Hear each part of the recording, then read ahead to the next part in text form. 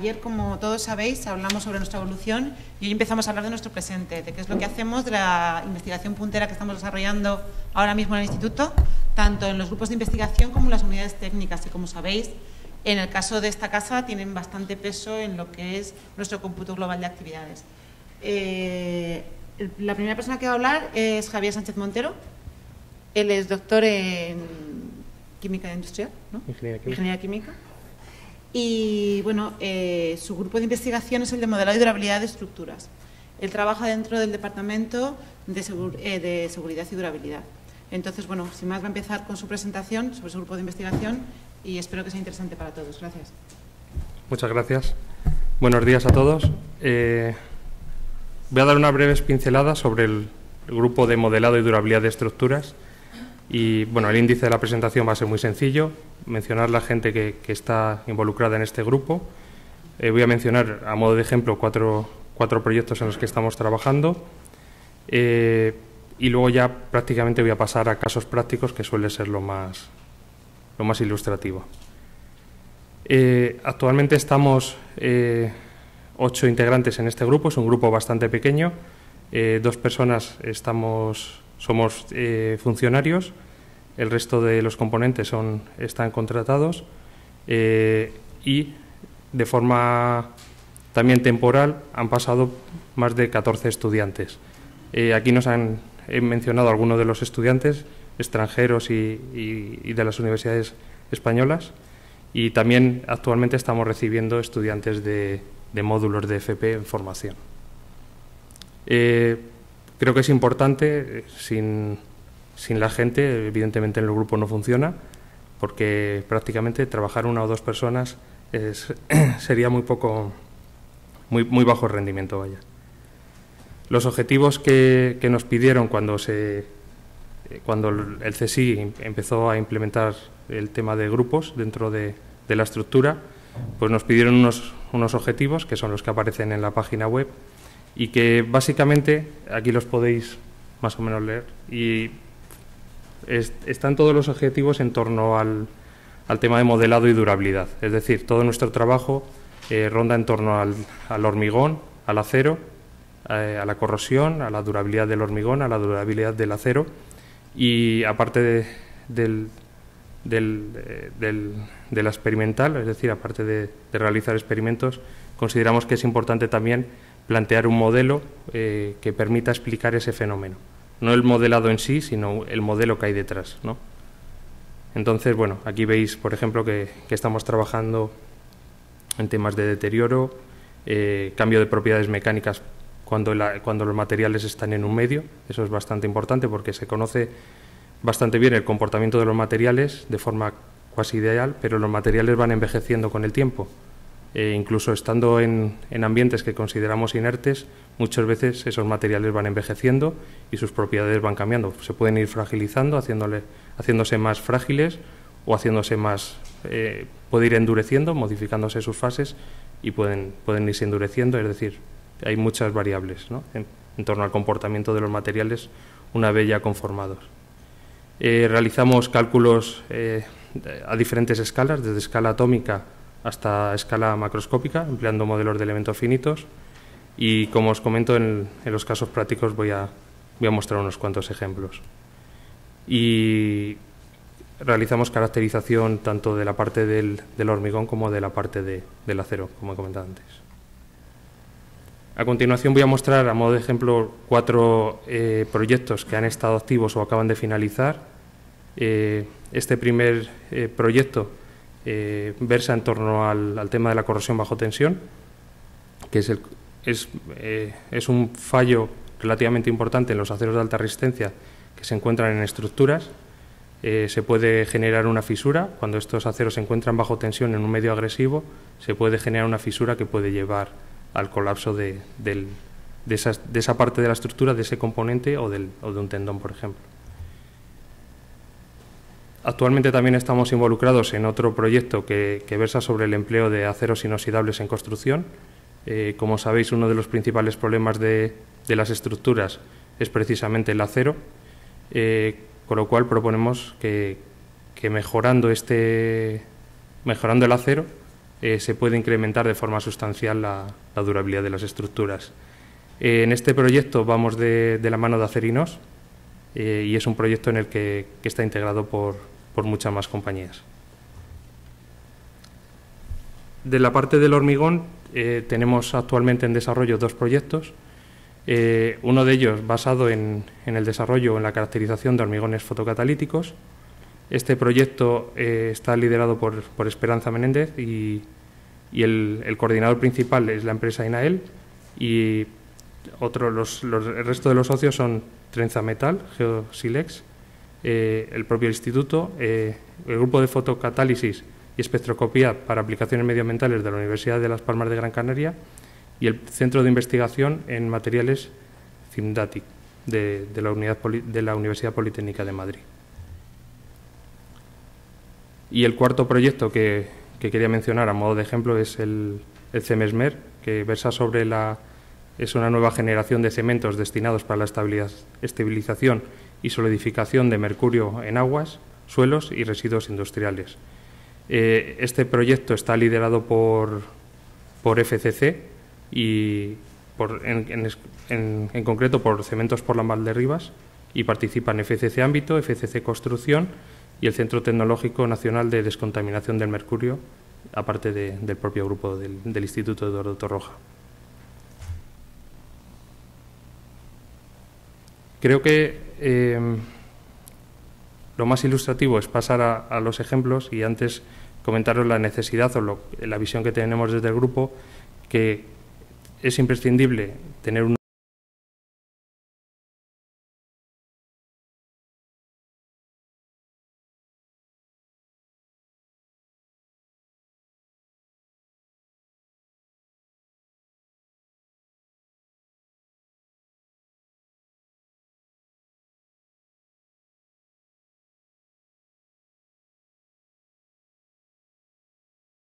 intervenir en ese modelo. Si estamos hablando de, por ejemplo, de corrosión, si interviene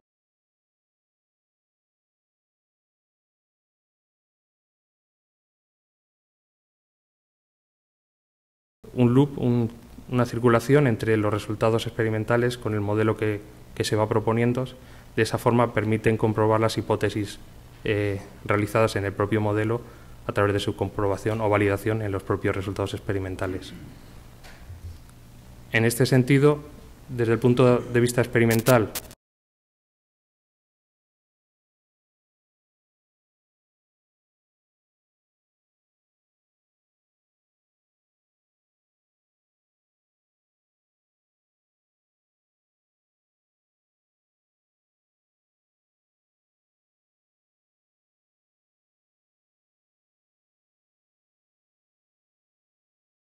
las superficies.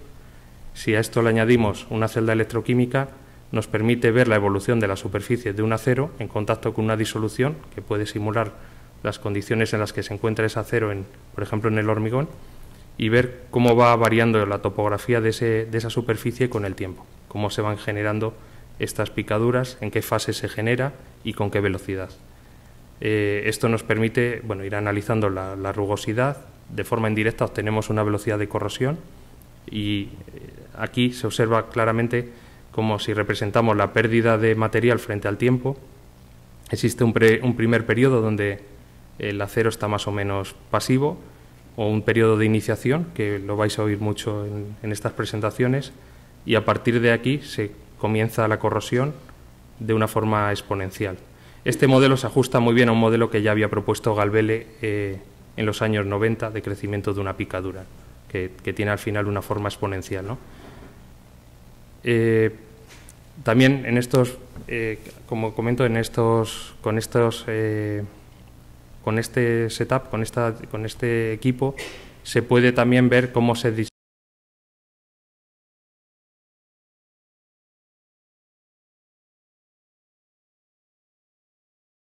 es rica en carbono y en este caso actúa como cátodo, mientras que la ferrita actúa como ánodo y se va disolviendo. Entonces se produce esta disolución selectiva. Ahora funciona, antes no funcionaba. Pasando a la corrosión, pero a la parte teórica, también a escala macroscópica se pueden estamos llevando a cabo simulaciones para medir velocidad de corrosión, aplicando nuevos métodos. Y aquí en este caso podéis ver el ejemplo de una probeta, es 4x4x16, donde tendría una barra de acero embebida. Se aplica unas corrientes y esta corriente induce a su vez un paso de corriente a través de la barra. Y bueno, pues la ventaja de estos modelos es que te permite, además de validar la teoría, puedes ver de forma física algo que no se ve en la realidad, ¿no? Que son los campos. Aquí se ven los campos de potenciales, cómo se van distribuyendo, cómo envuelven el acero, y eso la verdad es que va dando bastante información a la hora de plantear tu modelo. También a escala macroscópica y desde el punto de vista de la corrosión, os comentaba el proyecto ISIS, y este es un ejemplo, uno de los estudios que estamos llevando a cabo dentro de ese proyecto ISIS, donde podéis ver que se estudia tanto a nivel de laboratorio como a nivel de campo. Lo que estamos intentando es comprobar los resultados obtenidos en el laboratorio con los resultados obtenidos en una probeta ya situada, en este caso en la playa de Huelva, en una zona que está en carrera de mareas, en este momento de colocación de este llamado Bartolo. Es un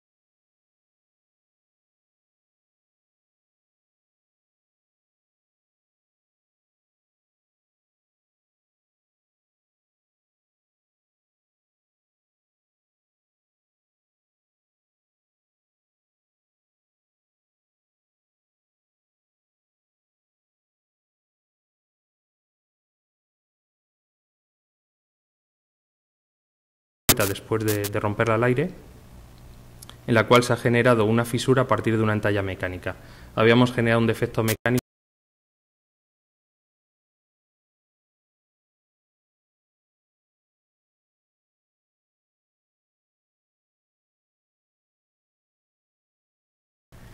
el resto de la superficie rompe de forma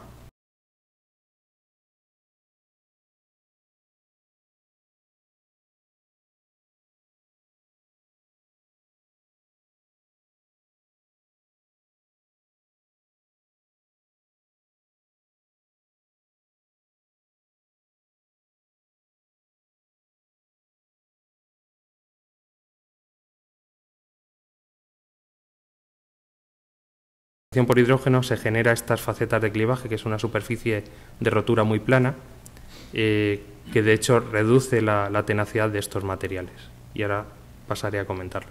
Y luego está el efecto de borde, que en el borde siempre las condiciones triaxiales son diferentes y produce una rotura normalmente a 45 grados.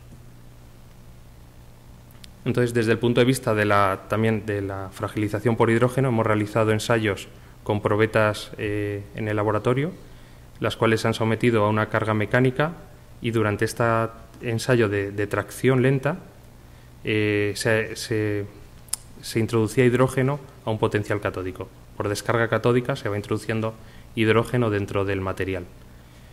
Como se puede apreciar así a simple vista, este sería el ensayo de referencia, donde tienes una Hay la zona elástica, la zona de endurecimiento, plástico, y al final una descarga con la rotura. En ciertas condiciones ya perdemos toda esta capacidad de descarga, y si se va aumentando el potencial catódico con la incorporación de hidrógeno, pues vamos incluso reduciendo esta capacidad de deformación plástica en esta zona de aquí. Se ha realizado un estudio también con el microscopio electrónico de barrido para ver cuál es la topografía o qué daños genera el hidrógeno. Aparecen estas facetas de clivaje que he comentado también en el caso de la corrosión bajo tensión, que se atribuyen al hidrógeno porque producen una decohesión de los planos del metal, y hemos podido determinar cuál es la concentración de hidrógeno dentro del material. Entonces, esto permite realizar una calibración o estudiar cómo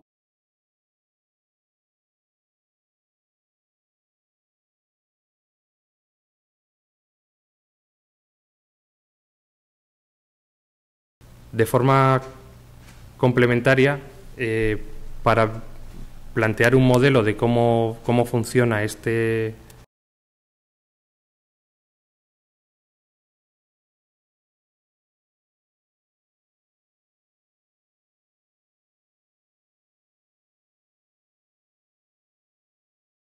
Pedro de Andrés, y estos cálculos están basados en la teoría del funcional de la densidad, que básicamente, de forma así muy simplista, lo que hace es resolver la ecuación de Schrödinger, con lo cual tiene en cuenta toda la interacción entre átomo a átomo, y básicamente resuelve, pues por decirlo así, la nube electrónica y la composición de la interacción entre todas las capas electrónicas de diferentes átomos.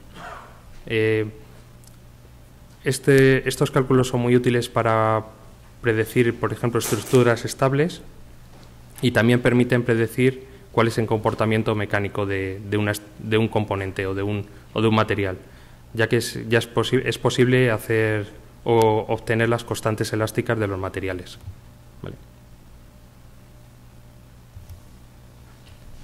Como digo, esta metodología la hemos aplicado para el tema de los aceros de alta resistencia también, y nos ha permitido, por un lado, estudiar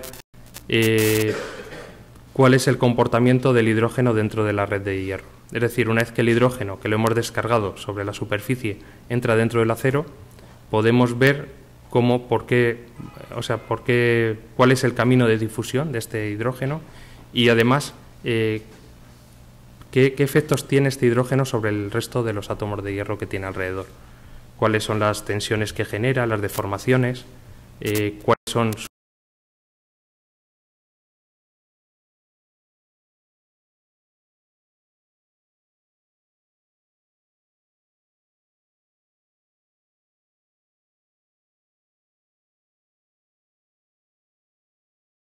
ver cambios de transiciones de fase, debilitamiento de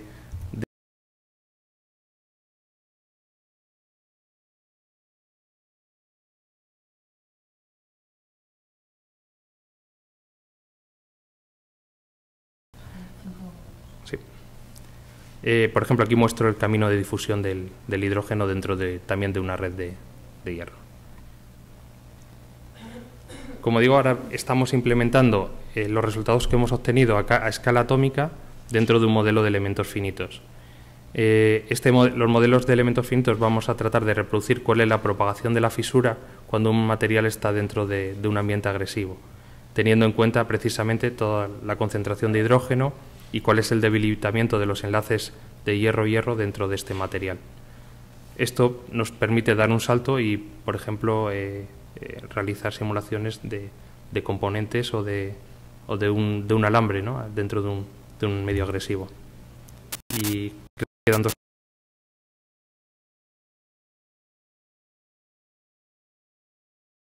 En relación con la industria.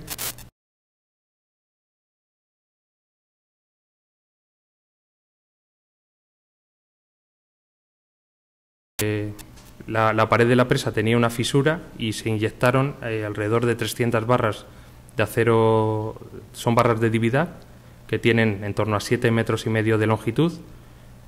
Iban inyectadas en el fondo y luego se aplicaba una carga, una tensión mecánica para cerrar una fisura que iría pues por esta zona, ¿no? Al cabo de 10 años han encontrado 3 barras que habían saltado y bueno, pues habían encontrado fracturas a diferentes longitudes respecto de esta cabeza. Aquí muestro la superficie de fractura.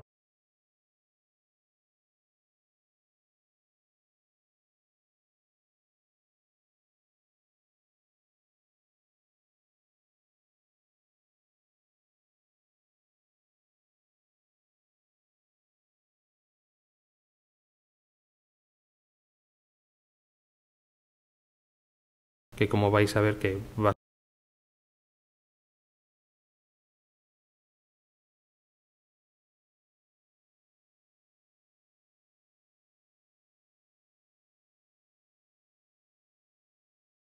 40 megapascales el raíz de metro.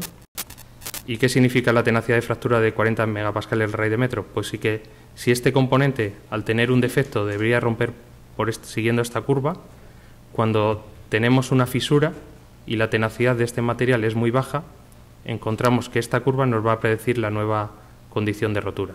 Es decir, en vez de aguantar, si esta barra está cargada al 60% respecto a su carga de rotura, en vez de romper para un defecto que fuera más o menos el 45% del diámetro, va a romper para un defecto prácticamente la mitad, del 25% del diámetro. Es decir, nos reduce mucho la tolerancia al daño de estos materiales, la presencia de hidrógeno. Y para acabar, comentar también un proyecto, una colaboración con el Museo Nacional del Prado, que llevamos desde el 2001, colaborando con ellos para la monitorización de las cubiertas, con el desarrollo de sensores específicos para detectar agua líquida debajo de estas cubiertas. Y bueno, como no hay mucho tiempo, además se han instalado sensores de temperatura que nos permiten ver cuál es la evolución de la temperatura con el tiempo y con la profundidad de la cubierta. Se han colocado galgas extensométricas, aquí podéis ver el ciclo de temperatura y el ciclo de deformación de las galgas. Y bueno, aquí un ejemplo de uno de los sensores que detectan la presencia de agua. Cuando el sensor estaba expuesto a la atmósfera, además coincidió con unos días de lluvia, daba una señal, y luego ya cuando fue colocado dentro de la cubierta, prácticamente ya funcionaba bien la cubierta porque no responde. Estos sensores ya no daban señal ninguna. Y bueno, muchas gracias por vuestra atención y quedo a vuestra disposición.